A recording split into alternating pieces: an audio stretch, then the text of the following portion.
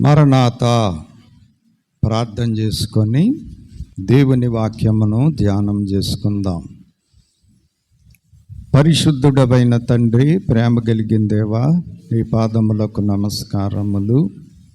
మరి ఒక్కసారి నిన్ను ఆరాధించుటకు కృప చూపినందులకు వందనములు, స్తోత్రములు. ఆరాధనలో నీ వాక్యాన్ని ధ్యానించడానికి పూనుకొనుచూ ఉండగా నీ వాక్యములో నుండి మాతో మాట్లాడి మహిమ పొందుమని, మమ్మలను మరుగు చేయమని, నీ పరిశుద్ధ ఆత్మ ఆవేశం వినువారికి వివరించు వారికి దయచేసి వాక్య ధ్యానం అందరికీ దీవెనకరముగా చేయమని యేసు క్రీస్తు వారి దివ్య నామములో వేడుకొనుచున్నాము పరమ తండ్రి. ప్రభునందు ప్రియులారా, క్రీస్తు నాథుని సన్నిధి కాంతి మన మీద మెండుగా ప్రకాశించునుగాక. ఆమేన్. సరే, మంచిది ప్రియులారా.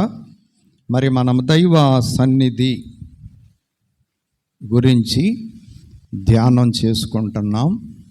గత వారములో మానవుల ఆదికాల దైవ సన్నిధి అనుభవములు. మరి ఆది కాలంలో ఆది మానవులు అనుభవించినటువంటి దేవుని యొక్క సహవాసం లేక దైవ సన్నిధి అనుభవాలను గురించి మనం ధ్యానిస్తూ ఉన్నాం. మరి ఏదెను తోట, ఆదాము అవ్వలు, ఆ యొక్క తోటలో వారు కలిగి ఉన్నటువంటి 7 అనుభవాలను మనము ధ్యానిస్తూ 3 అనుభవాలు గత వారములో మనం ధ్యానించాం. ఈ దినము మిగిలినటువంటి 4 అనుభవాలను మరి ధ్యానం చేయటానికి ప్రయత్నం చేద్దాం. ప్రియమైనటువంటి వారలారా, మరి దేవుడు మానవులను చేయాలి అని తలంచి మానవులను చేయటానికి పూనుకున్నారు. అలాగూ దేవుడు మానవులను ముందు సృష్టి చేసి మానవుల్ని చేసి మానవులను ఈ సృష్టిలో ఏదెను తోట అనేటువంటి మంచి స్థలములో వారిని ఉంచారు. అనుదినము దేవుడు వారి దగ్గరకు వస్తూ వెళుతూ వాళ్లతో సహవాసం చేస్తూ ఉన్నారు. మానవులు కూడా దేవునితో ప్రతి దినము సహవాసము కలిగిన వారై ఉన్నారు. అలాగూ వారు తమ జీవితములో ఆనందముతో సాగుతూ ఉన్నారు. అలాగూ వారు దైవ సహవాసములో పొందినటువంటి అనుభవాలను మనం ధ్యానిస్తున్నాం. అందులో మొదటిది, వారు దైవ సన్నిధిలో నిర్మించబడిన వారై ఉన్నారు. దేవుడే వారిని నిర్మించాడు తన స్వహస్తాలతో. రెండవది, మరి ఏదెను తోటలో దైవ సన్నిధిని ఉంచారు దేవుడు. ఏదెను తోటలో వారిరువురిని ఆదాము అవ్వలను ఉంచి ఆ ఏదెను తోటలో సన్నిధిని ఉంచారు. అంటే తన సహవాసమును వారికి ఉంచారు. దైవ సన్నిధి ఆ తోటలో ఉంది కాబట్టి వారు దైవ సన్నిధిలో వారు ఆ తోటలో ఉన్నారు.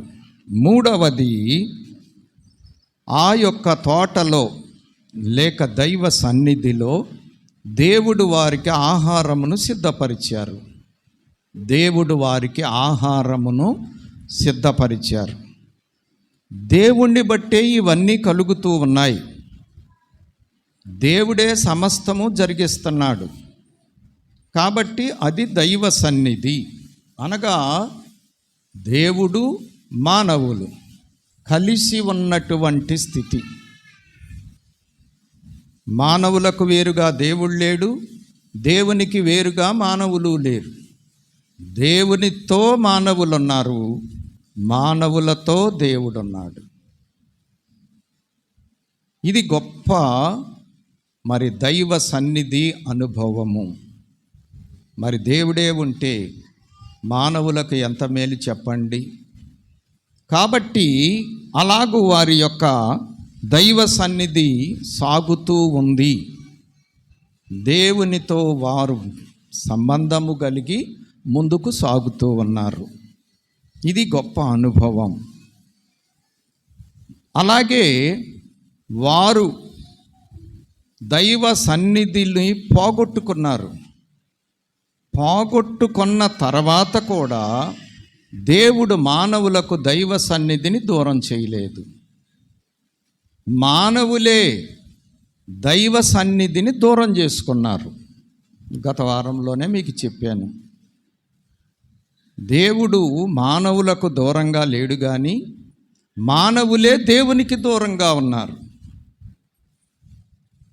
అప్పటి నుండి ఇప్పటి వరకు జరుగుతున్నటువంటి గొప్ప ప్రమాదకరమైన పరిస్థితి అది.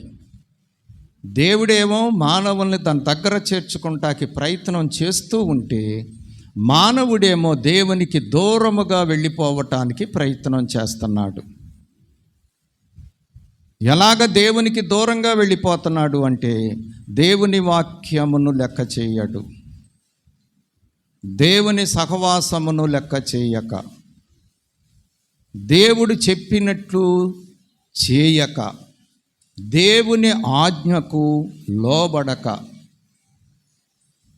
దేవుని ఇష్టమును దేవుని చిత్తమును గాక తన ఇష్టమును తన చిత్తమును జరిగించుకొనుట ద్వారా ఇలాగున మానవుడు దేవుని ప్రమేయము లేని జీవితము కలిగి ఉండుటను బట్టి దేవునికి దూరంగా వెళ్ళిపోతున్నాడు. దేవునితో సంబంధము లేని జీవితం బహుభయంకరం. ఎప్పుడైనా సరే పిల్లలైన వారు తల్లిదండ్రులకి అందుబాటులో ఉండాలి. ఏ పని చేసినా తల్లిదండ్రుల యొక్క పర్యవేక్షణలో చేస్తే వాళ్ళు తప్పిపోరు. ఎందుకంటే తల్లిదండ్రులు బిడ్డల క్షేమం కోరతారు కాబట్టి. మరి తల్లిదండ్రుల మాట లెక్క చేయనటువంటి బిడ్డలు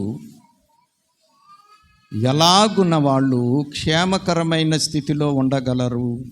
అలాగే దేవునితో సంబంధము లేనటువంటి మానవుడు ఎలాగ దీవించబడగలడు, ఎలాగ సంతోషంగా ఉండగలడు, ఎలాగా మేలు పొందగలడు? కాబట్టి దేవుడు దూరంగా లేడు, మానవులే దేవునికి దూరంగా ఉన్నారు. ఆ క్రమములో 4వది చూడండి. సేద్యము చేయుటకు అలాగే తోటను కాయుటకు వారికి దైవ సన్నిధి అప్పగించబడింది. దైవ సన్నిధిలో దేవుడు మానవులకు మరి సేద్యము చేయమని చెప్పారు ఆదాం గారికి. అలాగే కాయమని కూడా చెప్పారు. 2 పనులు చెప్పారు.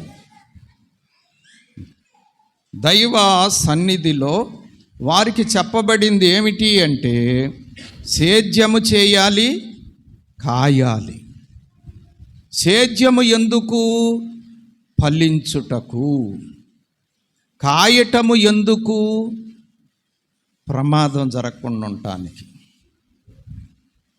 అందుకోసమే మానవులు ఎప్పుడూ కూడా దేవుణ్ణి బట్టి నడుచుకోవాలి, ఫలించాలి. అలాగే దేవుని యొక్క సన్నిధిని పోగొట్టుకొనకుండా జాగ్రత్తగా కాసుకోవాలి. దేవుని సహవాసం పోకుండా. పిచ్చి పనులు చేస్తే దేవుని సహవాసం పోతాయి. ఆ పిచ్చి పనులు మనలో చేయించడానికి దైవ విరోధి సిద్ధంగా ఉన్నాడు, రెడీగా ఉన్నాడు. కాబట్టి చాలా జాగ్రత్తగా ఉండాలి, చాలా జాగ్రత్తగా ఉండాలి. కాబట్టి ప్రియమైనటువంటి వారలారా, 4వ సంగతి ఏమిటి అంటే దైవ సన్నిధి వారికి పని అప్పగించి జాగ్రత్తగా ఉండమని మరి చెప్పటం జరిగింది. కాబట్టి వీళ్ళు ఎలాగ ఉండాలి? చాలా జాగ్రత్తగా ఉండాలి. అప్పగించిన పని నమ్మకంగా చేస్తూ జాగ్రత్తగా ఉంటూ కాచుకోవాలి. ప్రమాదంలోనికి వెళ్లకుండా చూసుకోవాలి. అది ఎవరికి వాడికే బాధ్యత. ఆదికాండము 2వ అధ్యాయము 15వ వచనంలో మనం చూసినప్పుడు ఈ సంగతి మనకు కనబడుతుంది. మరియు దేవుడైన యెహోవా నరుని తీసుకొని ఏదెను తోటను సేద్యపరచుటకును దాన్ని కాచుటకును దానిలో ఉంచెను. అది దేవుడు ఎందుకు ఆ తోటలో ఉంచాడు అంటే, ఆ తోటలో సన్నిధిని ఉంచాడు. అలాగ సన్నిధి కలిగినటువంటి తోటలో ఉంటున్నటువంటి వాళ్ళు, దేవుని నీడలో ఉన్నటువంటి వారు, దేవుని యొక్క వశములో ఉన్నవారు, దేవుని అధీనములో ఉన్నవారు ఏం చేయాలి అంటే, ఆ ఏదెను తోటను సేద్యం చేయాలి, దాన్ని కాచుకోవాలి. ఇది వారికి అప్పగించినటువంటి పని. ఆ తరువాత వచ్చినటువంటి మనకు కూడా అప్పగించినటువంటి పని చూడండి. ద్వితీయోపదేశకాండము 28వ అధ్యాయము 13, 14 వచనాలు. నేడు నేను మీకు ఆజ్ఞాపించే మాటలన్నిటిలో దేని విషయములోను కుడికి గాని ఎడమకు గాని తొలగి అన్యుల దేవతలను అనుసరింపకయు వాటిని పూజింపకయు ఉన్న ఎడల నీవు అనుసరించి నడుచుకొనవలెనని నేడు నేను నీకు ఆజ్ఞాపించుచున్న నీ దేవుడైన యెహోవా ఆజ్ఞలను విని వాటిని అనుసరించి గైకొనిన ఎడల యెహోవా నిన్ను తలగా నియమించును గాని తోకగా నియమింపడు. నీవు పైవాడవుగా ఉండువు గాని క్రిందవాడవుగా ఉండవు. చూడండి, పాపం ప్రవేశించిన తర్వాత, వారి సన్నిధి పోగొట్టుకున్న తర్వాత వచ్చినటువంటి బ్యాచీకి చెప్పబడుతున్నటువంటి మాట ఏం దూరం ఏం చేయలే. ఆయన ఏమంటున్నాడు అంటే, నీవు 28వ అధ్యాయం ద్వితీయోపదేశ కాండములో పై వచనాలలో దేవుడు తన ఆజ్ఞలను శ్రద్ధగా విని ఆ చొప్పున నడుచుకోవలెను అని తెలియజేశాడు. మానవ జీవితంలో దేవుని యొక్క మాటలను శ్రద్ధగా వినాలి. మొదటి వచనంలో చూసుకోనండి, శ్రద్ధగా విని ఆజ్ఞాపించుచున్న ఆజ్ఞలన్నిటినీ అనుసరించి నడుచుకొనవలెను. ఇక ఇందులో ఏమాత్రము కూడా రాయితీలు లేవు. దేవుని ఆజ్ఞలో అనుసరించి నడుచుకోవాలి. ఇక అంతే. ఆయన మాట చెప్పాడు, ఆ మాట జాగ్రత్తగా వినాలి, అనుసరించి నడుచుకోవాలి లోబడి ఆజ్ఞలకు. ఇది మానవుడు చేయాల్సినటువంటి పని. మరలా పోగొట్టుకున్నటువంటి సన్నిధిని అనుభవంలోనికి రావాలి అంటే నువ్వు చేయాల్సిన పని ఇది, మనం చేయాల్సిన పని ఇది. ఇది చేయకుండా ఆ అనుభవము మనకు రాదు. ఇప్పుడు అదే ఉన్నటువంటి భయంకరమైన పరిస్థితి. దేవుని ఆజ్ఞకు లోబడకుండా, దేవుని ఎదుట ఖచ్చితముగా ఆయన అదుపులో, ఆయన ఆజ్ఞలో, ఆయన వశములో ఉండకుండా మనము పైవారముగా తయారవ్వలేం, ఉన్నత స్థితిలోనికి వెళ్ళలేం, దైవ సహవాస అనుభవములోనికి వెళ్ళలేం. చాలామంది ఏమంటారు అంటే, మరి ఎంత కనిపెట్టుకున్నా ఏం కనపడతలేదండి, ఆ అనుభవం దొరకట్లేదండి అంటే, ఏదో దేవునికి అవిధేయత, దేవునికి లోబడనటువంటి స్థితి ఏదో నీలో ఉంది కాబట్టి అది జరుగుటలేదు. దీన్ని గ్రహించాలి. మరి ఇది గ్రహించకుండా ఆ అనుభవము కావాలంటే ఎలాగ దొరుకుతుంది? అందుకోసమే దేవుడు చెప్పినవి చేయాలి. అలాగూ ఇక్కడ నుంచి మరి 11వ వచనం వరకు, 12వ వచనము వరకు దేవుడు మరి ఆశీర్వాదం పొందటానికి, దీవించబడటానికి, దేవుని సన్నిధి అనుభవములో ఆశీర్వదింపబడటానికి ఏం చెయ్యాలో ఆయన చెప్పాడు.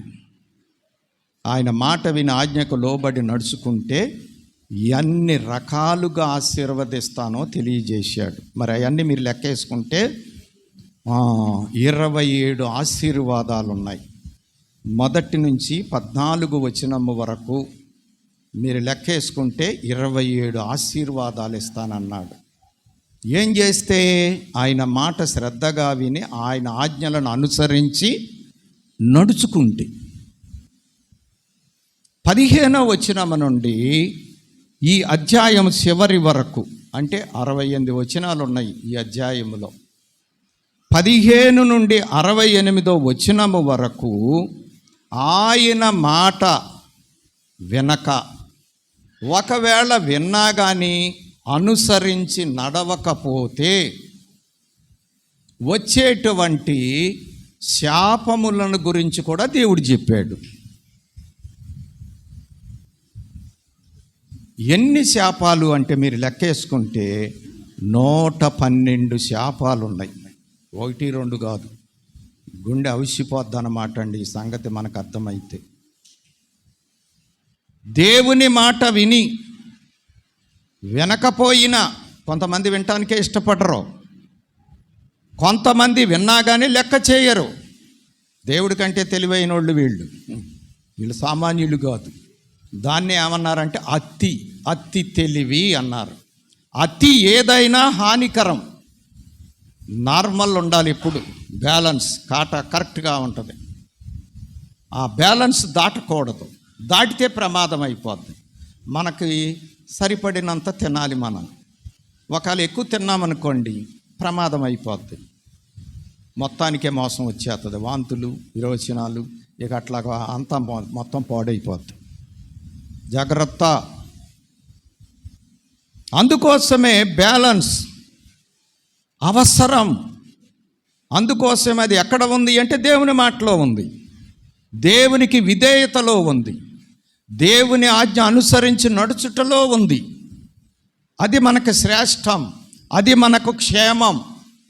ఇది లేకుండా మన జీవితాల్లో ఆశీర్వాదాలు అల్లంత దూరంలో ఉంటాయి. అన్నీ ఉన్నట్టే ఉంటాయి. ఏమాత్రం కూడా సుఖ శాంతి సమాధానాలు ఉండవు. డబ్బుకేం కొదవలేదు, ఆస్తులకేం కొదవలేదు, దేనికి కొదవలేదు. ప్రశాంతత మాత్రము లేదు అంతే. ఎన్నుంటే ఏం ప్రయోజనం? దేవుని లేని లోటు, దేవుని ఆజ్ఞకు విధేయత లేని లోటు, దేవుని సహవాస అనుభవము లేని లోటు ఎన్ని ఉన్నా కానీ ప్రశాంతతను ఇవ్వలేకపోతూ ఉంది. ఇప్పుడు క్రైస్తవుల ప్రయత్నాలు అయ్యే. దేవుడికి లోబడరు, శాంతి కోసం వెతుకుతారు. ఎక్కడ దొరుకుద్ది? దేవునికి లోబడకుండా ఆశీర్వాదాల కోసం వెతుకుతారు. ఎక్కడ దొరుకుతుంది? ముందు దేవుని మాట వినండి శ్రద్ధగా, ఆయన ఆజ్ఞలకు లోబడండి. నువ్వు దేవుణ్ణి ఏం అడగక్కర్లేదు, ఆటోమేటిక్గా నీకు శాంతి సమాధానాలు వచ్చేస్తాయి. ఏ పరిస్థితిని ఎదుట ఆగదో, ఏ దుస్థితి నిన్నేమి చేయలేదు. జయిస్తావు, సమస్తాన్ని జయించగలవు. లేకపోతే చిటికిన వేలు కూడా కదపలేవు. అంతే. అందుకోసమే తర్వాత బ్యాచ్కి కూడా దేవుడు తన సన్నిధిని దూరపరచలేదు. అక్కడ సేద్యం చేయమని చెప్పాడు, కాసుకోమని చెప్పారు, వాళ్ళు ఫెయిల్ అయ్యారు. నమ్మకంగా ఉండలేదు. అవన్నీ తర్వాత మీకు సమయం తర్వాత ఒక అంశంగా చెప్పబడటం జరుగుతుంది. అనుభవాలే మీకు నేను చెప్పేది. కాబట్టి వారికి దేవుడు చెప్పిన మాట ఉంది, దాన్నే పట్టుకొని ఏలాడాలి వాళ్ళు. మనకి చెప్పిన మాట ఉంది, దాన్ని పట్టుకొని ఏలాడాలి మనం. దాన్ని దాటకూడదు, మేరకూడదు. మీరితే అపాయం. 27 ఆశీర్వాదాలు, 112 శాపాలు. ఎంత భయంకరమో చూడండి.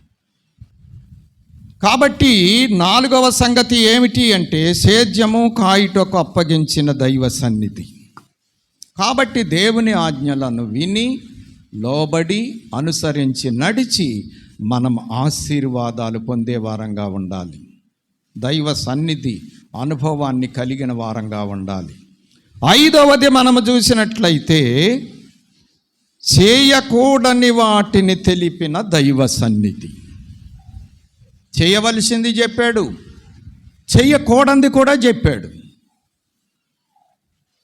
అవి ఏమిటి అంటే ఆదికాండం 2వ అధ్యాయము 16-17 వచనాలు. మరియు దేవుడైన యెహోవా ఈ తోటలోనున్న ప్రతి వృక్ష ఫలములను నీవు నిరభ్యంతరముగా తినవచ్చును, అయితే మంచి చెడ్డల తెలివినిచ్చు వృక్ష ఫలములను తినకూడదు, నీవు వాటిని తినుదినమున నిశ్చయముగా చచ్చెదవని నరునికి ఆజ్ఞాపించెను. చూశారండి, దేవుడు ఏం చెప్పాడు అంటే నీకు నేను ఆహారముగా ఇచ్చినటువంటి వృక్ష ఫలములలో అన్నిటినీ నిరభ్యంతరంగా నువ్వు తినొచ్చు, అన్నీ, కానీ ఒక్కటి మాత్రం మినహాయింపు. మంచి చెడ్డ తెలివినిచ్చే వృక్ష ఫలమును మాత్రము తినకూడదు, అది నిషేధ ఫలము నీకు. చూసారా, అన్నీ ఇచ్చేశారు. ఉదాహరణ మీకు చెప్పాలి అంటే 99 ఇచ్చేశారు, ఒక్కటి మాత్రం మినహాయించారు. అది దేవునికి మాత్రమే పరిమితం. మరి బైబిలు లేఖనాలను మనము అర్థం చేసుకుంటే మనకి ఏమర్థమవుతుంది అంటే మంచి చెడ్డ తెలిసినవాడు దేవుడు. కానీ ఆయన మంచినే చేస్తాడు, చెడుగు చేయకుండా కంట్రోల్లో ఉండగలడు ఆయన. బాగా అర్థం చేసుకోవాలి మనం ఈ విషయాన్ని. దేవుడికి అన్నీ తెలుసు, కానీ ఆయన మంచిని మాత్రము చేసేటువంటి దేవుడు. చెడుగు అనేటువంటిది ఆయన చేయలేడు, చేయడు. అందుకే దైవజనులు మరి సమర్పణ ప్రార్థనలోనో లక్షణాల్లోనో చెప్పారు. లక్షణాల్లోనే ఒక నాస్తికుడు అడిగాడు, దేవుడు పాపం చేయగలడా అని అడిగాడు. అని అడిగితే బోధకుడు దేవుడు పాపం చేయలేడు అని చెప్పాడు. చెబితే అప్పుడు నాస్తికుడు ఏమన్నాడండి, అట్లయితే దేవుడు సర్వశక్తిమంతుడు అని అనకూడదు. చూసారా, అపవాది యొక్క ప్రశ్నలన్నీ ఇలాగే ఉంటాయి. అదే ఈ మంచి చెడ్డ వృక్షం అంటే. పాపము చెయ్యలేడు కాబట్టి దేవుడు సర్వశక్తిమంతుడు అనకూడదు, పాపం కూడా చేయగలగాలి, అప్పుడే సర్వశక్తిమంతుడు. ఇది నెగిటివ్. ఇది అపవాది నుండి ఆరంభమయ్యింది. ఆ అపవాది బోధ విన్నటువంటి ఆది మానవుల దగ్గరకు వచ్చింది, అక్కడి నుంచి మనందరికీ వ్యాపించింది. ఇప్పుడు మనం చేసే పని కూడా అదే, అన్నీ చేయగలగాలి, అదే గొప్పతనం. అచ్చంగా మంచిగా నడుచుకుంటే ఏం గొప్పతనం? ఇటు దేవుడు ఉండాలి, అటు లోకం ఉండాలా? అబ్బో, ఏం తెలివండి! ప్రేమైనటువంటి వారలారా, ఇదే విపరీతమైన నడకంటే. ఈ లోకంలో విపరీతాలు ఉన్నాయట, అందుకే వింతైన జ్ఞానం కావాలన్నారు దైవజనులు. కాబట్టి అప్పుడు బోధకుడు చెప్పాడు, పాపము చేయుట, చెప్పండి, పరిశుద్ధతలో నుండి పడిపోవుట. అది కూడా శక్తేనా? కొండ మీదకెక్కి పడిపోతూ నేను ఎంత శక్తిమంతున్నో చూడండి అని ఎవరైనా అంటారా? ఓపిక లేని ముసలమ్మైనా కొండెక్కి పడవచ్చు. పడటానికి శక్తి ఎందుకు? నిలబడటానికి శక్తి కావాలి కానీ. అందుకే కదా ఇప్పుడు అందరూ పడిపోతున్నారు. పడిపోవటానికి ఏ శక్తి అక్కర్లా. దేవుడు చెప్పిన మాటను బట్టి శిఖరం ఎక్కి అక్కడి నుంచి దేవుడు చెప్పనటువంటి పని చేస్తే చాలు డామ్. ఇంకా దీనికి శక్తి ఎందుకు? చేయటానికి శక్తి కావాలి కానీ పడటానికి శక్తి ఎందుకు? ఇప్పుడు అంతే కదా, దేవుణ్ణి ఎరిగిన వాళ్ళు కూడా పడిపోతున్నారు. బాగానే నడుస్తారు ప్రభు దగ్గరికి వచ్చినప్పుడు. సీనియారిటీ వచ్చే కొందికి సరదా ఎక్కువ అవుతుంది. అది కూడా చేస్తే ఎలాగుంటుందో చూద్దామని. ఇక అప్పుడు భయంకరమైన దుస్థితిలోకి వెళ్తుంది. ఎవరిగా పడ్డోడు ఏమవుతాడు? ఇంకా మనం చెప్పేది ఏముంది? అక్కడి నుంచి పడితే అంత గాయాలు అవుతాయి, ఎముకలు ఇరుగుతాయి, అన్నీ జరిగిపోతాయి. ఇంకా ఆ దుస్థితి ఇక అంతే సంగతులు. కాబట్టి దేవుడు ఏం చెప్పాడు అంటే చెయ్యకూడని వాటిని కూడా చెప్పాడు. చెయ్యకూడని వాటిని చేయటమే దేవుని యొక్క లక్షణములలో నుండి పడిపోవటం, దేవుని సహవాసములో నుండి పడిపోవటం, దేవుని రాజ్యములో నుండి పడిపోవటం, దేవుని సంబంధమైన ప్రతి దానిలో నుండి పడిపోవటం. దేవుడు చెప్పినట్లు చేయని వాడు దేవునికి వేరైపోతున్నాడు, దేవునిలో లేడు అనుకుంటున్నాడు. భ్రమ అంతే. నేను దేవుడు చెప్పినట్టు చేయకుండా దేవుళ్ళో ఉండగలనా? తల్లిదండ్రుల మాట వినకోకుండా నా తల్లిదండ్రుల మాట అంటే నాకు ఎంత విలువో అనగలనా? దేవుడు చెప్పింది చేయకుండా నేను భక్తుణ్ణి అనగలనా? అందుకోసమే ప్రియమైనటువంటి వారలారా ఆలోచిద్దాం. కాబట్టి చేయకూడని వాటిని తెలిపిన దైవ సన్నిధి మనకు చేయకూడని వాటిని కూడా తెలియజేస్తుంది. చేసే వాటిని, చేయకూడని వాటిని కూడా. చేయవలసినవి చెయ్యాలి, చేయకూడని వాటిని మానుకోవాలి. ఇది దేవునికి విధేయత, ఇది దేవుని సహవాసములో ఉండేటువంటి అనుభవం. మన బ్యాచ్ గురించి కూడా చూద్దాం. చూడండి, యోహాను రాసిన మొదటి పత్రిక 2వ అధ్యాయము 15 నుంచి 17 వచనముల వరకు. ఈ లోకమునైనను లోకములో ఉన్న వాటినైనను ప్రేమింపకుడి. ఎవడైనను లోకమును ప్రేమించిన ఎడల తండ్రి ప్రేమ వానిలో నుండదు. లోకములో ఉన్నదంతయు అనగా శరీరాశయు, నేత్రాశయు, జీవపుటంబమును తండ్రి వలన పుట్టినవి కావు, అవి లోక సంబంధమైనవి. లోకమును దాని ఆశయు గతించిపోవచ్చున్నవి గాని దేవుని చిత్తమును జరిగించువాడు నిరంతరమును నిల్చును. అది చరిత్ర. మనకు కూడా దేవుడు చెయ్యకూడని వాటిని చెప్పాడు.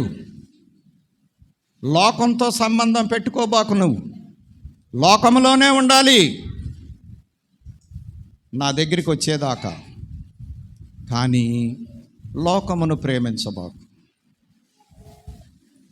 లోకాన్ని ప్రేమించావా నా ప్రేమకు దూరం అయిపోతావు, నా సహవాసానికి దూరం అయిపోతావు, నా సన్నిధిలో ఉండలేవు.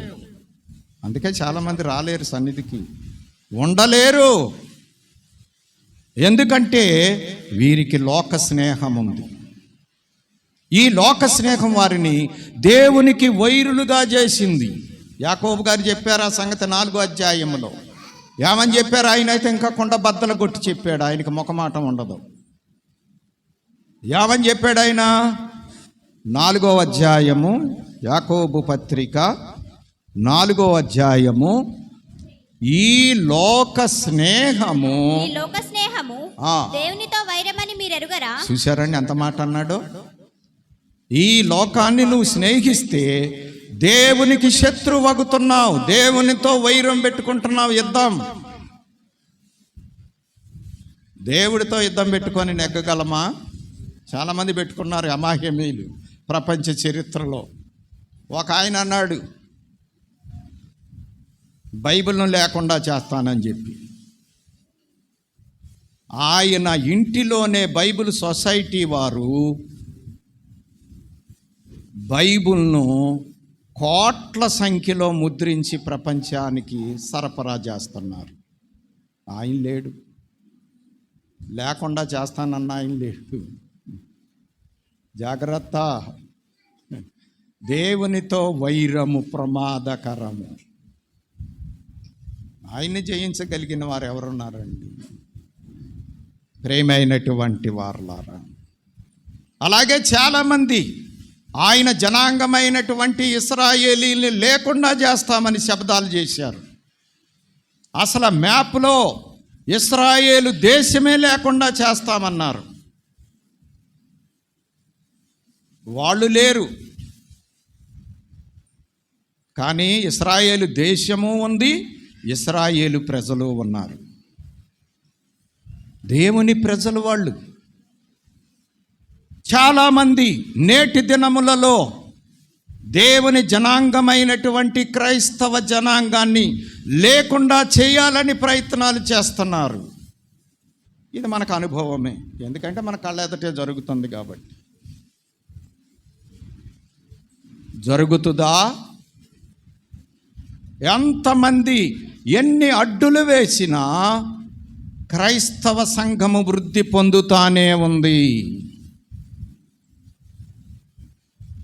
ఇంచుమించుగా ప్రపంచములో సగమునకు పైన క్రైస్తవ జనాంగం ఉంది. యేసయ్య ఆయుధం పట్టుకోవద్దని చెప్పాడు కాబట్టి వాళ్ళు మౌనముగా ఉంటున్నారు. ఆ అనుమతే ఇస్తే ప్రపంచమే క్రైస్తవ రాజ్యం అయిపోతుంది. కాబట్టి ప్రియమైనటువంటి వారలారా, దేవునికి వ్యతిరేకముగా రూపింపబడిన ఏ ఆయుధము వర్తిల్లదు. అందుకోసమే దేవుడికి లోబడి ఉండాలి కానీ దేవుణ్ణి ఎన్నడూ వ్యతిరేకించకూడదు. దేవుడు వద్దన్న వాటి జోలికి వెళ్ళకూడదు. ఆదామవలు వెళ్ళారు, ఆ మంచి చెడ్డ తెలివినిచ్చే వృక్షఫలం జోలికి వెళ్ళబోకు అని చెప్పాడు. దేవుడు కొన్ని మానవుడికి మినహాయించారండి. అందులో మొదటిది 6 దినాలు నీవి, 1 దినము నాది. దాన్ని మనం మార్చకూడదు. దేవుని దినమును పని దినముగా మార్చకూడదు. అది ఆయనది, మనది కాదు. 6 దినాలు ఇచ్చాడు నీకు, నీ ఇష్టం వచ్చినట్టు కష్టపడు. దేవుని దినము దేవునితోనే ఉండు, దేవుని కార్యములతోనే ఉండు. అలాగే ఏదెన్ తోటలో అన్ని వృక్ష ఫలాలు ఇచ్చేసాడు. ఈ మంచి చెడ్డ తెలివినిచ్చిన వృక్షంతో పాటు జీవవృక్షం కూడా ఉంది. దాన్ని కూడా తినొద్దని ఏం చెప్పలా, దాన్ని కూడా తినేసేయమని చెప్పేశాడు. అది తింటే ఇక ఎప్పుడు జీవించటమే, మరణమే ఉండదు. ఈ మంచి చెడ్డ తెలివినిచ్చే వృక్ష ఫలాన్ని తినొద్దని చెప్పాడు. ఆయన మినహాయించాడు. ఆయన ఎందుకోసం వేసుకున్నాడు? ప్రశ్నలు వస్తాయి. ఇలా కోట ప్రశ్నలు అన్నారు దైవజన్. పోనీ వేసుకోండి, ఏం పర్వాలా. ఇంకా మనం చెప్పుకోవాల్సింది ఏంటంటే అది ఆయన కోసం వేసుకున్నాడు. ఆయనే చేసుకున్నాడు లేండి. ఒక భావం మీకు చెప్పాలి అంటే జీవవృక్షం యేసయ్యకి సాదృశ్యం, మంచి చెడ్డ తెలివినిచ్చే వృక్షం అపవాదికి సాదృశ్యం. దేవదూతను ఆయనే చేసుకున్నాడు కానీ దేవదూత ఆయన మీద తిరుగుబాటు చేశాడు. అంతికే చెడు అనేది వచ్చింది. అందుకే దాని జోలికి వెళ్ళొద్దని చెప్పాడు. ఇది మనం గ్రహించుకోవాలి. నిషిద్ధ ఫలం, నిషేధం. దేవుడు చెప్పాడు నిషేధం, ఇక అంతే. మనకి దేవుడికి పనికి రాదు కాబట్టి మనకి అక్కర్లేదు. దేవుడు వద్దన్నాడు కాబట్టి నాకు అక్కర్లేదు. ఎందుకు వేసుకున్నాడంటే ఆయన ఇష్టం, వేసుకుంటాడు ఆయన ఎందుకో వేసుకున్నాడు. అది చెప్పాల్సిన అవసరం మనకు లేదు, మనకి చెప్పాల్సిన అవసరం ఆయనకి లేదు. వద్దు అని చెప్పాడు, ఇక అంతే. వద్దు, నీకెందుకు ఆ విషయాలన్నీ.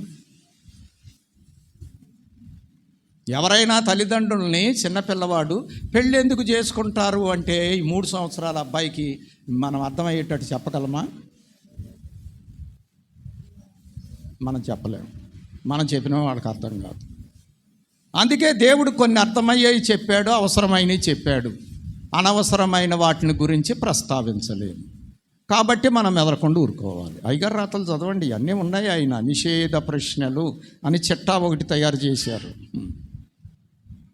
ఆ ప్రశ్నల జోలికి మనం వెళ్ళకూడదు.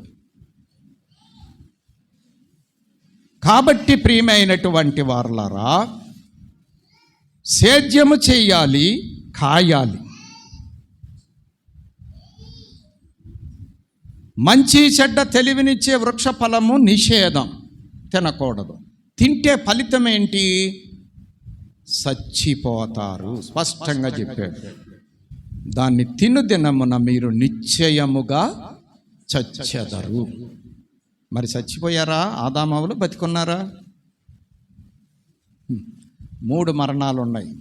1 ఆత్మీయ మరణం, అది జరిగిపోయింది వాళ్ళకి. 2 శరీర మరణం, ఈ లోకం నుంచి వెళ్ళేది. 3 నిత్య మరణం, అగ్నిగుండంలో పడి యుగ యుగాలు యాతన పడేది. మొదటి మరణం జరిగిపోయింది వాళ్ళకి. ఆత్మీయ మరణం అంటే దేవుని సన్నిధి కోల్పోయారు, దేవుని సహవాసం కోల్పోయారు, ఆత్మీయత కోల్పోయారు. వాళ్ళు గళ్ళో పడిపోయారు. అయినా దయగలిగిన దేవుడు మనకు అవకాశం ఇచ్చాడు యేసయ్య ద్వారా. మరి యేసయ్య దగ్గరికి వచ్చాక కూడా ఇంకా లోకం కావాలా మనకి? అంటే లోకంలో ఉండొద్దని చెప్పటల్లా నేను, అపార్థాలు చేసుకోబాకండి.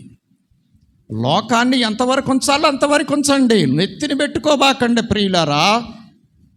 దేవునికి మించిన ఆలోచన చేయబాకండి లోకాన్ని గురించి. నా దేవుని కార్యం, నా దేవుని సన్నిధి ఉంది కాబట్టి లోకము నేను బంద్ చేస్తాను అనుకోనండి. లోక పని కొరకు నా దేవుని సన్నిధికి నేను వెళ్ళలేను అనుకోకండి. ఇది ప్రమాదం. మంచి చెడ్డ తెలివినిచ్చిన వృక్షఫలం తినటం ఎంత అపాయమో, ఇది అంతకంటే ఎక్కువ అపాయం. అదే జరుగుతుంది ఇప్పుడు. అందుకోసం అక్కడే ఉంటున్నారు. పాతాళంలోనికే ప్రయాణం సాగుతుంది, అగ్నిగుండానికే పరుగులెత్తుతూ ఉన్నారు. జాగ్రత్త. ఇది అపవాది కలిగించేటువంటి అర్థం కాని మోసం, మనల్ని మాయలో పెట్టే మోసం. మరి వాళ్ళనే మోసం చేశాడు. మరి దైవజనులు రాతలు బాగా చదివితే మనకు అర్థమవుతుంది. ఇది నిజమా అంటమేటి దుప్పట ముసుకేసేసాడు అంట, అంతే. ఇంకా మళ్ళీ ఆ ముసుగు తీయలేదంట. ఇంకా గళ్ళో పడిపోయారు. మన మీద కూడా ముసుగుల మీద ముసుగులు పడుతున్నాయి. కొరింథీ పత్రిక 2వ పత్రిక 4:4 అదే చెప్పారు పౌలు గారు. యుగ సంబంధ దేవత గుడ్డితనము కలుగజేసెను. గుడ్డితనం,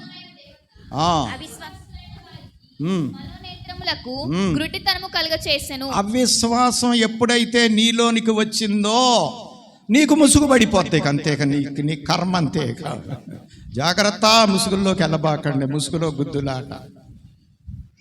వాళ్ళే వెళ్ళిపోయారు ముసుగులోకి, మనమే పాటివారు. ముసుగు పడిపోయింది. అవిశ్వాసం ఎప్పుడు వచ్చిందో అప్పుడే ముసుగుకి అవకాశం దొరుకుతుంది. అందుకోసం నమ్ము, అంతే. దేవుని మాట నమ్ము, యేసయ్య మాట నమ్ము. నా యేసయ్య చెప్పాడు, నేను అదే చేస్తాను. లోకమా నువ్వు చెప్పినట్లు నేను చేయను, అపవాది నువ్వు చెప్పినట్లు నేను చేయను, ఓ శరీరమా నువ్వు చెప్పినట్లు నేను చేయను అని ఎవరైతే దేవుని మాట విని ఇలాగు రాయబడి ఉన్నది అని చెప్పగలుగుతారో వారే జయించేవారు, వారే నిగ్రహ శక్తి కలిగిన వారు, వారే దైవ నైజము కలిగిన వారు, వారే దేవుని రాజ్యానికి వారసులు, వారే దైవ సన్నిధిలో దేవుని సహవాసంలో ఉండేవారు. దేవుని సహవాసాన్ని అపేక్షించి దేవుని సహవాసము కొరకు మరి ఉర్రూతలూగేవారు, కనిపెట్టుకునేవారు, ఎప్పుడు సన్నిధి ఉందో ఆ సన్నిధిలోకి నేను ఎప్పుడు వెళ్తాను అని ఆరాటపడేవారు. ఇది కావాలి. దేవుడు అదే చెప్పాడు, లోక స్నేహము దేవునితో వైరం. ఈ లోకాన్ని ప్రేమించకండి. ఈ లోకంలో 3 రకాల భయంకరమైన ఆశలు చెప్పారు: శరీరాశ, నేత్రాశ, జీవపు డమ్మం. అవ్వమ్మగారిని ఇవే వరించింది అవ్వమ్మగారు. ఆ పండును చూడగానే ఆ పండు ఎలా కనపడిందంటండి?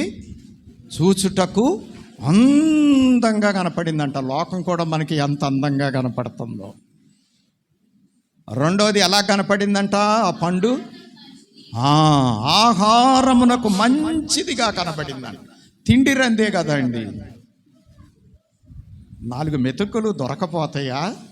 దేవుడు మనకి పెట్టలేడనే కదా దేవుని సన్నిధిని కూడా పోగొట్టుకొని లోకంలో వీరవిహారం చేస్తున్నాం. మూడవది ఏంటంట? కన్నులకు అందమైనదియు వివేకమిచ్చు రమ్యమైనదియు నయునుట చూచిన ఆహారమునకు మంచిదియు. 3 రకాలు చూసారా? కన్నులకు అందంగా ఉందంట, ఆహారానికి మంచిగా ఉందంట, వివేకమిచ్చు రమ్యం. అబ్బా తెలివి, లోక తెలివిని చూసి ఏం మురిసిపోతాం. మేము చూసారట సంపాదిస్తున్నాము. అబ్బా మమ్మల్ని చూడండి, మా సోకు చూడండి. మరి ఏం చేసుకుంటావు? అది కూడా చెప్పాడు ఆయన. యోహాను గారు రాస్తూ ఏమన్నారు అంటే, లోకములో ఉన్నదంతా శరీరాశ, నేత్రాశ, జీవపు డంబము తండ్రి వలన పుట్టినవి కావు. అవి లోక సంబంధమైనవి. అవి లోకానికి సంబంధించినవే. లోకాధికారి అయిన సాతానుడు ఆదాము అవ్వల దగ్గర నుండి మోసం చేసి లాగేసుకొని ఇప్పుడు అధికారం చేస్తూ శలాయిస్తూ ఎవరిని దేవుడి సన్నిధికి రాకుండా, దేవుని దగ్గరికి వెళ్ళనీయకుండా ఈ లోకములో కల్పించేటువంటి మరి వీటిల్ని, ఈ ఆశలు, ఈ మాయ, ఇవి లోక సంబంధమైనవే కానీ దేవుని సంబంధమైనవి కావు. కాబట్టి లోకము, దాని ఆశలు అవి ఉండవు. నువ్వు ఎంత సంపాదించుకొని భద్రపరుచుకున్నా, స్విస్ బ్యాంకుల్లో దాచుకున్నా అవి నీకు ఉపయోగపడవు. 4 మెతుకులే నీకు ఉపయోగపడేది రోజుకి, అంతే. ఈ చూసి మరవటానికి, చెప్పుకి ఏడవటానికి పనికి వస్తాయి. వీటిని గురించే కదా రేపు నేను పరలోకాన్ని పోగొట్టుకున్నానని అగ్నిగుండంలో పడి ఏడవటానికి పనికి వస్తాయి. అందుకే వీటిని ప్రేమించిన వాడు తరిగా అగ్నిగుండంలోకి వెళ్ళి పశ్చాత్తాపడతాడు, ఆ ధనవంతుడిలాగా. ఏం ప్రయోజనం చెప్పండి? చేతులు కాలేక ఆకులు పట్టుకుంటే ఏం ప్రయోజనం? అదే చెప్తున్నారు అబ్రహాం గారు. అయ్యా, నీ పరిస్థితి లోకంలో నీ ఇష్టం వచ్చినట్టు జీవించేసావు, సుఖపడ్డావు, లోకమే శాశ్వతం అన్నట్టుగా బతికావు, ఇంకెవరమేం చేయలేం అని చెప్పేశాడు ఆయన. మనం అది అక్కడికి వెళ్ళి ఆ ధనవంతుడు కళ్ళు తెరిచాడు. మనం ఇక్కడ కళ్ళు తెరుచుకుంటే మంచి స్థలానికి పోతాం. అందుకే ఈ బోధలు, దేవుడు ప్రయాస. ప్రేమైనటువంటి వారులరా, కాబట్టి మరి ఎవడు నిలబడతాడంట? అది కూడా చెప్పేశారు యోహాను గారు. దేవుని చిత్తమును జరిగించువాడు నిరంతరము నిలుచు. అందరు చెప్పండి ఒకసారి. దేవుని చిత్తమును జరిగించువాడు నిరంతరము నిలుచు. చూసారా? దేవుడి దగ్గరికి వెళ్ళిపోతాడు, దేవుడు నిరంతరం ఉంటాడు, దేవుని రాజ్యం నిరంతరం ఉంటుంది. దేవుని చిత్తం జరిగిస్తూ నువ్వు నిరంతరం ఉంటావు. అగ్నిగుండంలో కూడా నిరంతరం ఉంటారులేండి, దేవుడి దగ్గర నిరంతరంగా ఉంటాం. ఇప్పటికైనా కళ్ళు తెరుద్దాం, దేవునితో సంబంధం పెట్టుకుందాం, దేవుని సన్నిధిని కోరుకుందాం, లోకాన్ని కొంచెం దూరం చేద్దాం. లోకములోనే ఉండాలి కానీ లోకమును అంటనట్టుండాలి, అతుక్కుపోకూడదు. అతుక్కుపోతే రాకడ వచ్చినప్పుడు మళ్ళీ జాడించుకొని వెళ్ళలేము.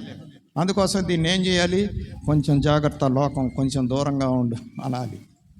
లోకంలోనే ఉండాలి, తప్పదు మరి. కానీ లోకాన్ని ఎట్టుంచాలి? కొంచెం దూరంగా ఉంచాలి. వచ్చినప్పుడు మనల్ని ఆపకుండా వెళ్ళిపోయేటంత ఎడం పెట్టుకోవాలి. అంతేగాని ఈ లోకంతో ఏకమయ్యామా? లోకముతో నీ సంఘము కూడా ఏకమాయను ఏం చేస్తుంది? ఏం చేయాలి ఇప్పుడు?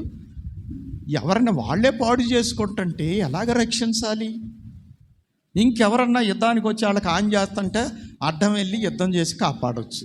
అది చేశాడు యేసయ్య. అపవాది మనల్ని మోసం చేస్తున్నాడని అపవాదితో యుద్ధం పెట్టుకొని ఓడించేశాడు. వాడు తల చితికిపోయింది సిలువలో, కూరలు తీసేశాడు. ఏం చేయలేడు ఇక. అంత డ్రామా, బెదిరిస్తాడు, మనల్ని ఆటలాడిస్తాడు. చిన్నపిల్లలు కనుక చూసి భయపడినట్టు, బొమ్మలను చూసి భయపడినట్టు. మరి మనకు మనమే లోక స్నేహం పెట్టుకుంటే ఇంక యేసయ్య ఏం చేయగలడు? ఎంత విచారం ఇది! ఇది ఆశ్చర్యము, ఎంతో విచారము. అది మధ్యాహ్నమాట సంగతే. అందరిని రక్షించడానికి యేసయ్య వస్తే రకరకాలుగా ఆలోచించుకుంటున్నారండి వాళ్ళు. ఏ రోజు గారు ఒక రకంగా ఆలోచిస్తున్నాడంట, ఔగుస్తు ఒక రకంగా ఆలోచిస్తున్నారు, శాస్త్రులు పరిచయులు ఒక రకంగా ఆలోచిస్తున్నారు. చూసారా, నిజము తెలియకపోతే ఎన్ని ఆలోచనలు వస్తాయో. దేవదూతలు వచ్చి చెప్పారు, ఇదిగో రక్షకుడు మీ కొరకు పుట్టి ఉన్నాడు. ఆ మాటలను బేస్ చేసుకుంటే ఇక ప్రతి మాటికి అవకాశాలే లేవు. ఆ మాటను బేస్ చేసుకోలేదు కాబట్టి నాన్న తిప్పలు పడ్డారు వాళ్ళు. ఇప్పుడు మన రెండవరు అక్కడికి సిద్ధంగా ఉన్న మనకు కూడా అంతే. దైవ సహవాసము, దైవ సన్నిధి అపేక్షించుకోకపోతే, దేవుని చిత్తములో మనము ఉండకపోతే మనం కూడా రకరకాల ఆలోచనలో ఉంటాం. చివరికి యేసయ్యని పోగొట్టుకుంటాం. వాళ్ళు పోగొట్టుకున్నారు, సిలువేసి చంపేదాకా నిద్రపోలే వీళ్ళందరూ. రేపు రాకడ మనకు ఉండదు, పరలోక రాజ్యం చేరే భాగ్యం ఉండదు. కాబట్టి ప్రియమైన వారలారా, చెయ్యకూడని వాటిని తెలియజేసేది దైవ సన్నిధి. చెప్పలేదా బిలాముకి, నువ్వు వెళ్ళకూడదు? దేవుణ్ణి సంప్రదించారు కాబట్టి బిలాము గారికి చెప్పబడింది. నేను వెళ్తాను అన్నాడు. వెళ్తే వెళ్ళా అన్నాడు దేవుడు. ఫినిష్. ఎంత గొప్ప ప్రవక్త, ఎంత నీచమైన సావు చచ్చాడు. జాగ్రత్త. 6వది చూడండి. ఒకరినొకరు హత్తుకొని ఉండమన్న దైవ సన్నిధి. దైవ సన్నిధిలో ఉన్న వారికి, దేవుని సహవాసములో ఉన్న వారికి దేవుడు చెప్పినటువంటి మాట, మీరు ఒకరినొకరు హత్తుకొని ఉండాలి, ఒకరికి ఒకరు వేరవ్వకూడదు అని చెప్పాడు. చూడండి 2వ అధ్యాయము ఆదికాండము 24వ వచనం. కాబట్టి పురుషుడు తన తండ్రిని తన తల్లిని విడిచి తన భార్యను హత్తుకొనును, వారు ఏక శరీరమై ఉందురు. చూశారండి, దేవుడు చెప్పేశాడు, వారిద్దరూ ఏక శరీరం. వాళ్ళిద్దరూ హత్తుకొని ఉండాలి, ఒకళ్ళకి ఒకళ్ళు జత. అందుకే జతం చేశాడు దేవుడు. ఒంటరిగా ఉండుట మంచిది కాదు అన్నారు. మీకు కొన్ని జంటలు చెబుతానేనండి. దేవుడు మానవుడు ఒక జంట, వేరుగా ఉండకూడదు సుమా. భార్యాభర్తలు ఒక జంట, వేరుగా ఉండకూడదు. క్రీస్తు సంఘము ఒక జంట, వేరుగా ఉండకూడదు. మధ్యలోకి ఎవరిని రానియకూడదు. మోసం చేసేవాళ్ళు వస్తారు, జాగ్రత్త. దేవుడు చెప్పాడు, దేవుడికి మనిషికి మధ్యలోకి ఎవడు రాకూడదు. ఆ విరోధి వచ్చాడు, పాడు చేసేసాడు. భార్యాభర్తల మధ్యకి ఎవరు మధ్యలోకి రాకూడదు. వచ్చారా సంసారం ఆగమైపోద్ది, పాడైపోద్ది. క్రీస్తుకి సంఘానికి మధ్యలో ఎవరైనా వచ్చారా? ఎవడొస్తాడు? ఇక వాడే అపవాది. మొదట ఆడు అనుచరులు వస్తారు, రకరకాల వాళ్ళు వస్తారు. క్రీస్తులో నుండి మనల్ని వేరు చేయడం. సంఘం అంటే మనమే అంటాడు, పైసలు అయిపోయింది, ఇంకా చిచ్చు, స్టాండర్డ్ అయిపోద్ది వ్యవహారం. చూసారా? జాగ్రత్త ప్రియమైనటువంటి వారలారా. అందుకోసమే దేవుడు ముందే చెప్పేశాడు, మీరు హత్తుకొనే ఉండాలి, వేరవ్వకూడదు. అందుకోసమే ఆదాము గారు అవ్వమ్మ గారి దగ్గరికి వచ్చినప్పుడు ఆవిడ తినేసి ఆల్రెడీ దిగంబరి అయిపోయింది, సిగ్గు తెలిసిపోతుంది, మెలికలు తిరుగుతుంది పాపం తట్టుకోలేక. ఏం చేయాలి ఇప్పుడు? ఆదాము గారు ఆలోచిస్తున్నాడంట. ఆలోచిస్తుంటే ఆయనకి ఈ మాట గుర్తొచ్చిందంట, హత్తుకొనే ఉండాలి కానీ మీరు వేరుగా ఉండకూడదన్నారు. అప్పుడు ఇక నిర్ణయం చేసేసుకున్నాడు. సావైనా బ్రతుకైనా ఇద్దరం ఒక్కలాగానే ఉన్నాం, అత్తుకొనే వెళ్ళిపోతాం దేంట్లోకైనా సరే అని ఈయన కూడా తిని పారేసాడు. కానీ తినేసేసాడు అంతే. తినేసేసి ఈయన దిగంబర అయిపోయాడు, ఈయన మెలికలు తిరిగాడు. ఇప్పుడు ఇద్దరికే జత కుదిరింది. చూసారా, అదే జరుగుతుంది. దేవుడికి మానవుడికి మధ్యలో సందొచ్చింది. దేవుడు బాధతో ఆయన ఎంతో వేదన చెందాడు. మానవుడికి లేనిపోయినవన్నీ వచ్చి పడినాయి. ఎన్ని తిప్పలు పడుతున్నామో ఈరోజు, దాని అంతటికే కారణం అదే కదా. అలాగే క్రీస్తుకి సంఘానికి మధ్యలో ఎన్ని చిక్కులు వస్తున్నాయి. ఈరోజు మనం కళ్ళారా చూస్తున్నాం. క్రీస్తును ఆరాధించుకోవటానికి అవకాశాలు లేకుండా చేయాలని విశ్వ ప్రయత్నాలు జరుగుతున్నాయి. క్రీస్తుని మనల్ని వేరు చేయాలని, చర్చిలు ఉండకూడదని, భక్తి చేయకూడదని. ఇదన్నమాట అండి మధ్యలో వచ్చేటువంటి భయంకరమైన పరిస్థితులు. కాబట్టి మనం ఏం చేయాలి? క్రీస్తును వదలకూడదు, హత్తుకొనే ఉండాలి.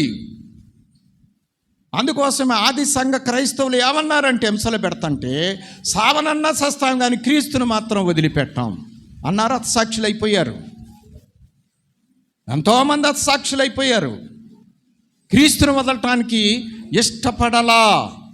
మరి మనం ఏం చేస్తున్నాం ప్రియులారా? దేవుడి సన్నిధిలో కాసేపు కూర్చుంటానికే ఖాళీ లేదు మనకి. ఇంకా ప్రాణాలు పెట్టే కాడికి ఎక్కడికి వెళ్తాం? సండే స్కూల్ దాటని పరిస్థితి. పెళ్లి కూతురు అంతస్తులోకి ఎక్కడికి వెళ్తామండి? వధువు అంతస్తులోనికి ఎంత దూరంలో ఉన్నామండి? క్రమముగా గుడికి రావాలనో సండే స్కూల్ పిల్లలకి చెప్పాలి. సండే స్కూల్ దాటతల్లా మన క్రైస్తవ భక్తి, మన ఆత్మీయత. ఇంకా పాలు దాగటమే కష్టమైతే బలమైన ఆహారం ఏంటి? అజీర్తి చేయదు. అర్థం చేసుకుందాం. కాబట్టి వీళ్ళ మధ్యలోకి రాకూడదు. ఇవి జంటలు జంటలు జంటలు. చాలా జాగ్రత్తగా ఉండాలి మనం. కాబట్టి ఒకరినొకరు హత్తుకొని ఉండాలి. అందుకోసమే మనం హత్తుకోకపోయిన దేవుణ్ణి ఆయన మనల్ని హత్తుకున్నాడు. కాబట్టే మనకి విమోచన దొరికింది. మనము హత్తుకోకపోయినా యేసయ్య మనల్ని హత్తుకుంటున్నాడు. మన కోసం విజ్ఞాపన చేస్తున్నాడు. మన కోసం నానా తిప్పలు పెడుతున్నాడు. తన ప్రాణాన్నే పణంగా పెట్టేశాడు. ఏం చేయటానికైనా ఆయన సిద్ధంగా ఉన్నాడు. మనమే సిద్ధంగా లేం. ఆయన రావటానికి సిద్ధంగా ఉన్నాడు. ఈ పాడు లోకంలో నువ్వు ఎందుకు ఉండాలి? నా దగ్గరికి వచ్చేయాలి అని వెళ్ళేటప్పుడే చెప్పాడు. నువ్వు సిద్ధపడు, నమ్మకంగా ఉండు, నేను వచ్చేస్తాను, తీసుకెళ్ళిపోతాను. ఆయన బాధపడుతున్నాడు అక్కడ కూర్చొని. ఇంకా సిద్ధపడతలేదు, ఇంకా సిద్ధపడతలేదు. సిద్ధపడితే ఈ శని నుంచి నేను తీసుకెళ్ళిపోదు నువ్వు వచ్చి. ఆయన ఎదురు చూస్తున్నాడు. కానీ మనకి సిద్ధపడలేదు. మనం ఇంకా లోకంతో ఏకమయ్యి రకడ సామీప్యామన్న లోకమోహేళనా చేయు లోకముతో నీ సంగము కూడా ఏకమాయను ఏమీ చేతును. చూసారా మన పరిస్థితి అట్టుందో? రాకడ సమీపం అన్ని చెప్పుకుంటానే ఉన్నాం, కానీ లోకాన్ని వదలం. ఏం చేయాలి? ఆయన వస్తే పేతురు పత్రికలో చెప్పాడు, కొందరు ఆలస్యం అని ఎంచుకొనున్నట్లు ఆయన రాకడన గురించి ఆలస్యం చేసేవాడు కాదు, కానీ ఎవ్వరనూ నశించకూడదని. ఎవ్వరునూ మీ విషయమై ఆలస్యం చేయుచున్నాడు. దీర్ఘశాంతముతో ఇంకా మారతారు, ఇంకా మారు మనసు పొందుతారు. అందరూ అంతటా మారు మనసు పొందాలని ఎదురు చూస్తున్నాడు ఆయన. లోకంతో పరుగులెత్తుతుంటే మనం లోకం వెనకాల ఆయన ఏం చేస్తాడో చూస్తున్నాడు. నా కుమారుడా, నా కుమార్తె, నేను వచ్చేస్తున్నా, ఇక సమయం అయిపోతుంది. నువ్వు ఇంకా లోకంతో ఎన్నాళ్ళు ఉంటావు? లోకంతో ఉంటే నిన్ను విడిచిపెట్టాల్సి వస్తుంది. అది నాకు ఇష్టం కాదు. నువ్వు కూడా గ్రహించుకో. నా రాకడకు సిద్ధపడు, సిద్ధంగా ఉండు. అప్పుడు నేను వస్తాను, తీసుకెళ్ళిపోతాను, నీకు బాధలు ఉండవిక అని ఆయన చెబుతున్నాడు. మనమేమంటున్నాం, ఇప్పుడు ఇంకా ఎక్కువసేపు ఆగుతాం, ప్రభువా కొంచెం. తెలిసిన వాళ్ళు, తెలియని వాళ్ళు, తెలిసి బాప్తీసం పొందని వారు, బాప్తీసం పొందిన క్రమములో ఉండని వారు, సన్నిధి లేనివారు, సన్నిధి అనుభవాలు లేనివారు,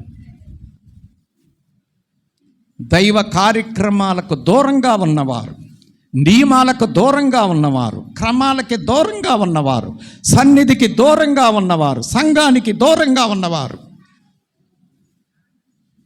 ఈ బ్యాచీలన్నీ ఎప్పటికి తయారవ్వాలి? అక్కడ ఆయన బాధపడుతున్నారు, విజ్ఞాపన చేస్తున్నారు తండ్రికి. తండ్రి కొంచెం సమయం అని బతిమలాడుతున్నారు. మనకు అర్థమవుతుందా? జాగ్రత్త. ఎంతసేపు నిలువబెట్టి ఏడ్పిల్తోరతని, ఎంతసేపు నిలువబెట్టి ఏడ్పిల్తో, ఆయన ఏడుపు ఇప్పుడు నీకు అర్థం కాకపోతే నిత్య కాలము నువ్వు ఏడుస్తూనే ఉండాలి. జాగ్రత్త. నీకు అప్పుడు నిన్ను ఆదరించేవాడు ఉండడు, నీకు సహాయం చేసేవాడు ఉండడు, కనీసం జవాబు చెప్పేవాడు కూడా ఉండడు. ఇంకా రక్షణ కార్యక్రమం జరగలేదు కాబట్టి ఆ ధనవంతుడికి సమాధానం అనే చెప్పాడు అబ్రహాము, కనపడుతున్నాడు కాబట్టి. ఇప్పుడు లేదు అక్కడ పరదైసు, ఇది పైకి వెళ్ళిపోయింది. ఇక అక్కడ మిగిలింది ఎడేస్తే, ఇక మిగిలింది అగ్ని గుండమే. ఇంకా అల్లంత దూరంలో నీకు ఎవరో కనపడరు, దేవుడు కనపడరు, దూతలు కనపడరు, రక్షితులు కనపడరు, భక్తులు కనపడరు, ఎవరో కనపడరు. ఇప్పుడు అవకాశం ఉంది కొంచెం, అప్పటికేమీ ఉండదు. అంచె తీర్పు అయిపోయాక, డివైడ్ అయిపోయిన తర్వాత, మోక్ష నరకాల నిర్ణయం జరిగాక, మోక్షంలో ఉన్నవారు నరకంలో ఉన్నవారికి, నరకంలో ఉన్నవారు మోక్షంలో ఉన్నవారికి కనపడే అవకాశమే లేదు. కాబట్టి ప్రియమైనటువంటి వారలారా, హత్తుకొని ఉండాలి. ద్వితీయోపదేశ కాండము 13వ అధ్యాయము 4వ వచనము. మీరు మీ దేవుడైన యెహోవాకు లోబడి ఆయనకే భయపడి ఆయన ఆజ్ఞలను అనుసరించి ఆయన మాట విని ఆయనను సేవించి ఆయనను హత్తుకొని ఉండవలెను. చూశారండి ఎన్ని సంగతులు చెప్పాడో ఇక్కడ. ద్వితీయోపదేశ కాండంలో 13వ అధ్యాయములో 4వ వచనములో, మీరు మీ దేవుడైన యెహోవాకు లోబడాలి. పెళ్లి కుమార్తె యొక్క కళ ఎక్కడుందో చెప్పండి? పెళ్లిలో కూర్చున్న పెళ్లి కూతురు ఇట్టా చూసింది అనుకోండి, అందరూ ఏం చెప్పుకుంటారు? అలాగే తల ఉంచుకొని వినయంగా కూర్చుంది అనుకోండి, అమ్మో ఈ పెళ్లి కూతురు ఎంత మంచి పెళ్లి కూతురో. జాగ్రత్త, దిక్కులు చూడబాకు. దేవవాక్యే నిజము, దిక్కులు చూడొద్దు. తర్వాత చూడండి, మీరు దేవుడికి లోబడాలి, ఆయనకే భయపడాలి. ఆయనకు మాత్రమే భయపడాలి, ఇంకెవరికే భయపడాల్సిన అవసరం లేదు. ఒక ఆయన అన్నాడు, దేవుడికి భయపడేవాడు ఎవరికి భయపడడు, దేనికి భయపడ్డం. దేవునికి భయపడని వాడు అన్నిటికీ అందరికీ భయపడతాడు. ఇప్పుడు అదే మనకు భయం. లోక భయాలు ఉన్నాయి కానీ దేవుడి భయం లేదు. ఎందుకంటే దేవుడి భయం ఉంటే లోక భయాలు మనల్ని వదిలిపెడతాయి. నిజంగా భక్తులకి లోక భయం లేదు. ఏలియాకు భయం ఉందా? 3.5 సంవత్సరాలు బంద్ అన్నాడు. ఆ బందులో ఈయన కూడా ఉన్నాడుగా. ఈయనకి ఆహారం ఎక్కడి నుంచి దొరుకుద్ది? అయినా ఈయనకి భయం లేదు. ఎందుకని భయం లేదు? దేవుడు అంటే భయం ఉంది. దేవుడు చెప్పమన్నాడు కాబట్టి చెప్పాడు. అందుకే దేవుడి భయం ఉంది కాబట్టి అందరికీ ఆహారం లేకపోయినా ఏలియాకి ఆహారం ఉంది. ఇంకెందుకు భయం? రేపు ఇదే జరుగుద్ది ప్రియులరా. లోకం మీద ఆనుకున్న వాళ్ళందరికీ ఇదే జరుగుద్ది. ఉన్నాయి అనుకున్నాయన్నీ పోతాయి, ఏది ఉండదు. చివరికి అటు చెడాం ఇటు చెడాం, 2 నిందాలు చెడిపోయాం.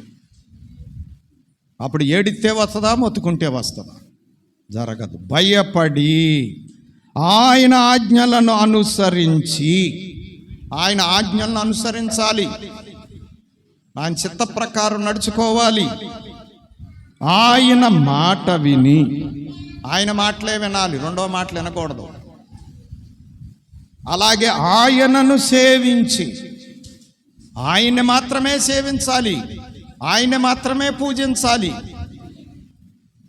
ఆయన దగ్గర చిత్తం మహాప్రభు అని వినయ విధేయతలతో ఆయన చెప్పింది చెప్పినట్లు చేసే సేవకులముగా ఉండాలి. ఆయనను హత్తుకొని ఉండవలెను. ఎవరిని హత్తుకొని ఉండాలి చెప్పండి? ఆయన్ని హత్తుకొని ఉండాలి. పాత నిబంధనలో ఇశ్రాయేలు జనాంగానికి చెప్పబడుతున్న మాట, క్రొత్త నిబంధనలో మనకు చెప్పబడుచున్నటువంటి మాట. యేసయ్య అన్నాడు 15వ అధ్యాయం యోహాను సువార్తలో, నేను మీలో మీరు నాలో. ఏమన్నారైనా? మీ యందు నా మాట, నా యందు మీరును, మీ యందు నా మాటలను ఉన్న ఎడల మీకేది ఇష్టం అడగండి. చూసారా? మనలో ఆయన మనం ఆయనలో ఉండాలి, మనలో ఆయన మాటలు ఉండాలి. అప్పుడు ఏది అడిగితే అది ఇస్తాడంట ఆయన.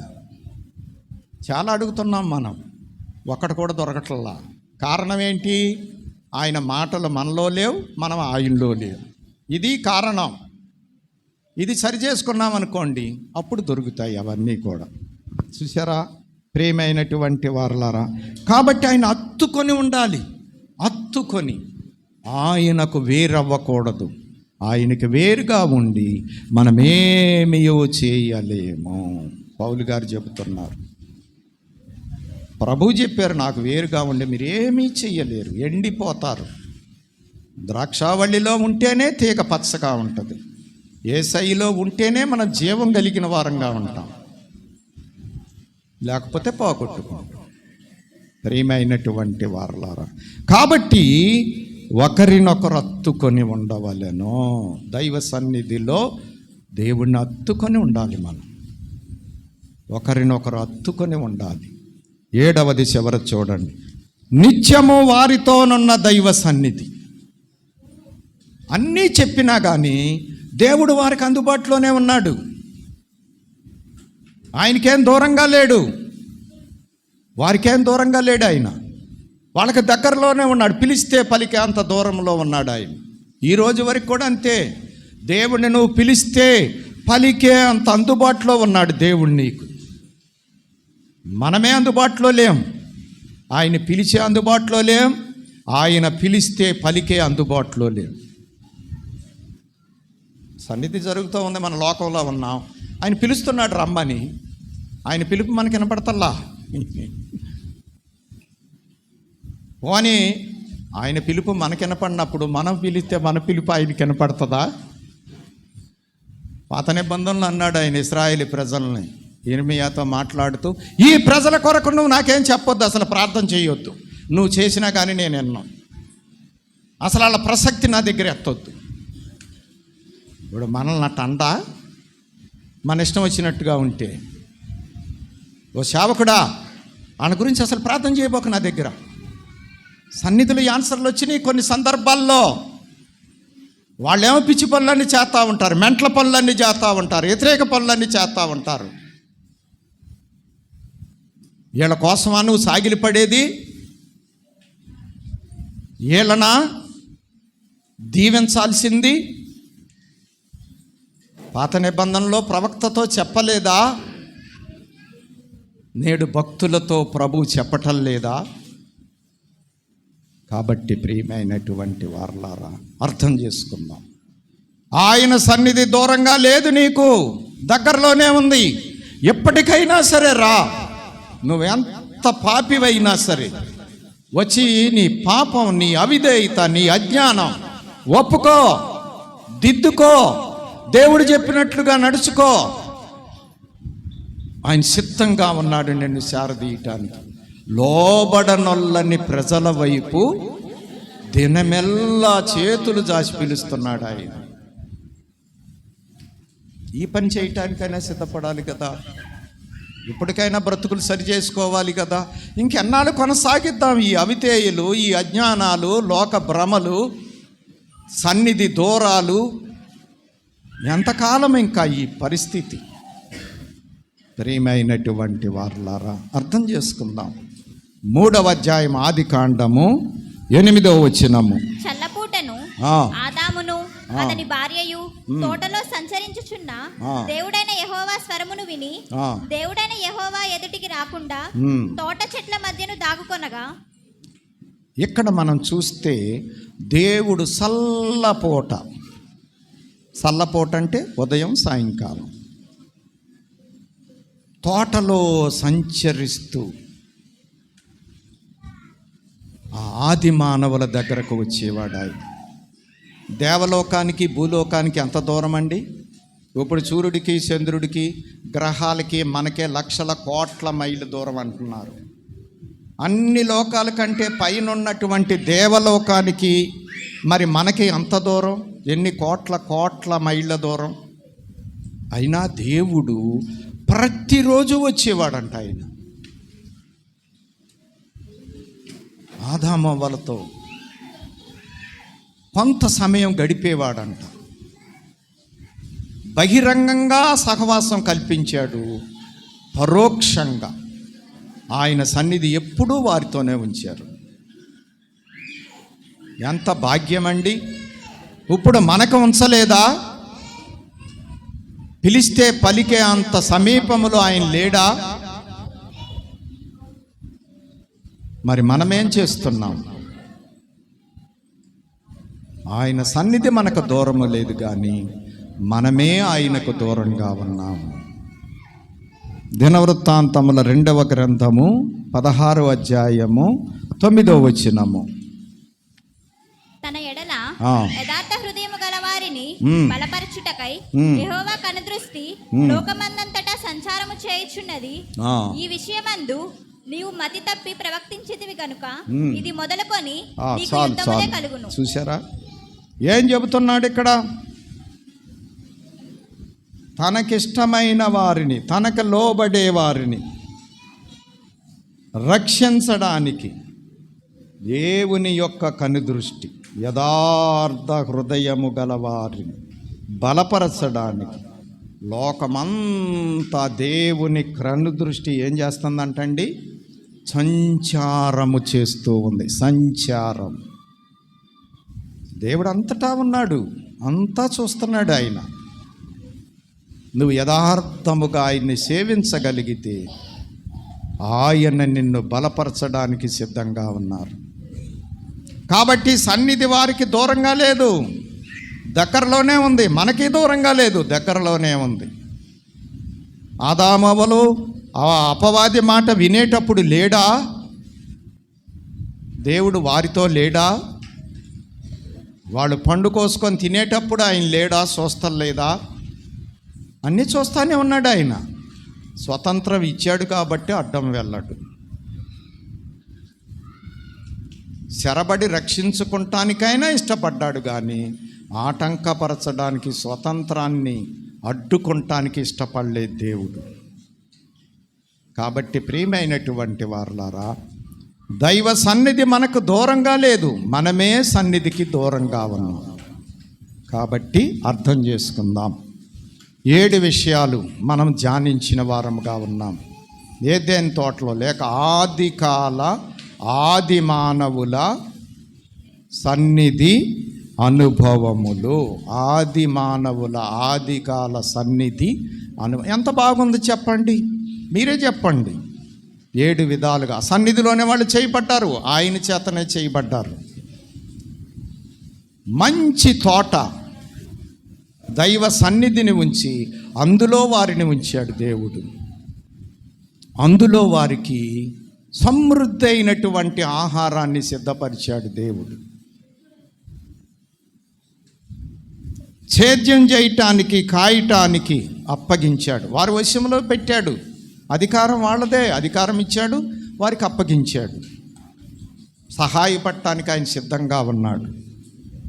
చేయకూడని వాటిని కూడా తెలియజేశాడు. చెప్పకుండా మానలా ఆయన, ఈ పనులు చేయబాకు, ఇది చేస్తే నువ్వు చచ్చిపోతావు. ఖచ్చితంగా చెప్పాడు ఆయన. మనకే ప్రతి విషయంలో చెబుతాడు. మన మనసాక్షి మనకి చెబుతుంది, వాక్యం చెబుతుంది, మన మనసాక్షి చెబుతుంది. ఆ తర్వాత ఒకరినొకరు అత్తుకొని ఉండమని చెప్పి దేవుడు తెలియజేశాడు. మీరు ఎప్పుడూ వేరవ్వకూడదు. అలాగ అత్తుకున్నారు కాబట్టి దేవుడు వారిని వచ్చి రక్షించాడు. తర్వాత నిత్యము తన సన్నిధిని వారికి అందుబాటులో ఉంచాడు. ప్రతిరోజు వస్తున్నాడు, వెళ్తున్నాడు. ఆయన కన్ను దృష్టి అంతటి మీద ఉంది, సంచారం చేస్తుంది. తన బిడ్డలకు ఎవరికి ఎప్పుడు అవసరం వస్తుందో ఆ అవసరానికి ఆదుకుంటానికి ఆయన సిద్ధంగా ఉన్నాడు. చూస్తున్నాడు ఆయన. నీకే తెలవట్లా, నా అవసరం నేనే తీర్చుకోవాలని నానా తిప్పలు పడుతున్నాం మనం. మన అవసరాలు మనమే నువ్వేం తీర్చుకోక్కర్లేదు. దేవుడిని నమ్ముకో, అన్ని అవసరాలు ఆయనే తీరుస్తాడు. నువ్వు చేసే పని నువ్వు చెయ్యి, ఎక్స్ట్రాలు చేయి బాకు. ఎక్స్ట్రాలు చేసి దేవుడికి దూరం అవ్వు బాకు. కాబట్టి ఇదిగో 7 విధాల అనుభవాలు ఆనాటి ఆది తల్లి, ఆది తండ్రి, ఆది మానవులైన వారు కలిగిన వారుగా ఉన్నారు. అలాగే మనకు కూడా అదే క్రమములో మనకు కూడా ఆయన సన్నిధిని ఉంచారు. వాళ్ళది ప్రత్యక్షం, మనది పరోక్షం. వాళ్ళు తప్పిపోవటానికి అవకాశం లేదు. అయినా కానీ అపవాది వచ్చి తప్పించాడు. మనం 2 మన ముందు ఉంచాడు. ఒక పక్క ఆశీర్వాదం ఉంది, ఒక పక్క శాపం ఉంది. ఒక పక్క జీవం ఉంది, ఒక పక్క మరణము ఉంది. అన్నీ కూడా మనకు ఎదురుగా ఉంచారు. 2 రకాలు మధ్యలో మనం ఉన్నాం. నువ్వు ఏది కోరుకుంటే నీకు అది రెడీ, సిద్ధం. దేవుడు ఆశీర్వాదం కోరుకుంటావా? దేవుడి సన్నిధిని అపేక్షించుకుంటావా? దేవుని సన్నిధిలో సాగటానికి నువ్వు ఇష్టపడతావా? ఆశీర్వాదాలన్నీ నీయే. దానికి ఇష్టపడవా? అవన్నీ కూడా నీవే. ఎన్ని ఉన్నా అది ఉంటుంది. అది ఉంటే ఎన్ని ఉన్నా ఇవన్నీ కనపడవు, అదే కనపడతా ఉంటుంది. అన్ని లోట్లు, అంతా టెన్షన్లో, అంత అయోమయం, అన్ని బాధలు, అన్ని కష్టాలు, అన్ని నష్టాలు. అబ్బా, ఏం చెప్పమంటారండి? బాధలు పడటానికైనా ఇష్టపడుతున్నాడు కానీ మానవుడు ఆయన సన్నిధిని కోరుకుంటానికి ఇష్టపడతల్లా. అక్కడే ఉంది ప్రమాదం అంతా. మధ్యలో నువ్వు ఉన్నావు, ఏం కోరుకుంటావో నీ ఇష్టం. దాని ఫలితాన్నే మనకు అనుగ్రహించబడతాడు.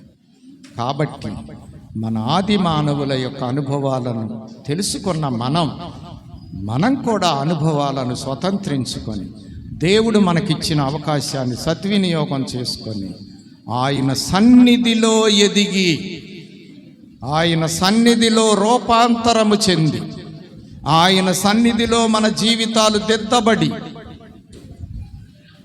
ఆయన రాకడలో ఎత్తబడి నిత్య రాజ్యములో చేరే ధన్యత ప్రభు అందరికీ అనుగ్రహించునుగాక. ఆమేన్. పరిశుద్ధుడా, కొద్ది మాటలు దీవించండి, ఫలింప చెయ్యండి. యేసు నామమున వేడుకొనుచున్నాము తండ్రి. ఆమేన్. మరణాత.